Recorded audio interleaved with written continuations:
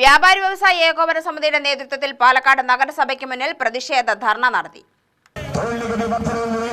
Palakkad municipal ഓഫീസിന് മുൻപിലേക്കുള്ള ധർണാ സമരമാണ് ഈ വൈത്താരിയുടെ കടന്നുവരികയാണ്. വ്യാപാര മേഖലയെ സംരക്ഷിക്കുക, അന്യായമായ ഒഴിവാക്കുക, വ്യാപാര മേഖലയിലെ കുത്തകവൽക്കരണം അവസാനിപ്പിക്കുക.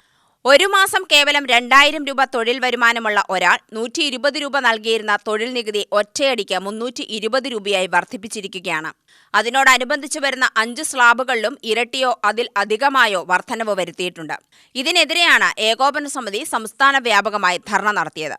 പ്രതിഷേധ ധർണ ജില്ലാ വൈസ് പ്രസിഡന്റ് CV ജെയിംസ് ഉദ്ഘാടനം ചെയ്തു.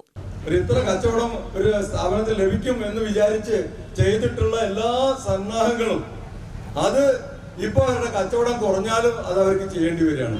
അത്രയും കാര്യങ്ങൾ വേണ്ടി വരും, അത്രയും ആൾക്കാർക്ക് സാലറി കൊടുക്കേണ്ടി വരും.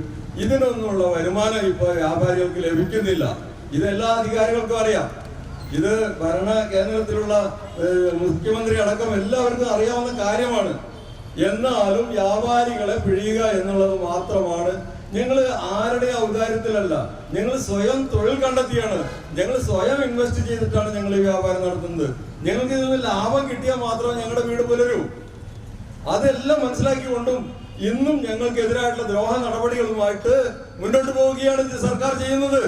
പാലക്കാട് നിയോജക മണ്ഡലം പ്രസിഡന്റ് MS രാജിന്റെ അധ്യക്ഷതയിൽ നടന്ന ധർണയിൽ market road unit president AJ Muhammad Shameer സ്വാഗതം പറഞ്ഞു. മണ്ഡലം ഭാരവാഹികളായ Kaja Hussain, S Krishnakumar, B Rajendran, Janardhanan Pirayiri, G Narayanaswamy, CK Ullas Kumar, M Asan, Muhammad Haji, Aravindakshan എന്നിവർ പങ്കെടുത്ത് സംസാരിച്ചു.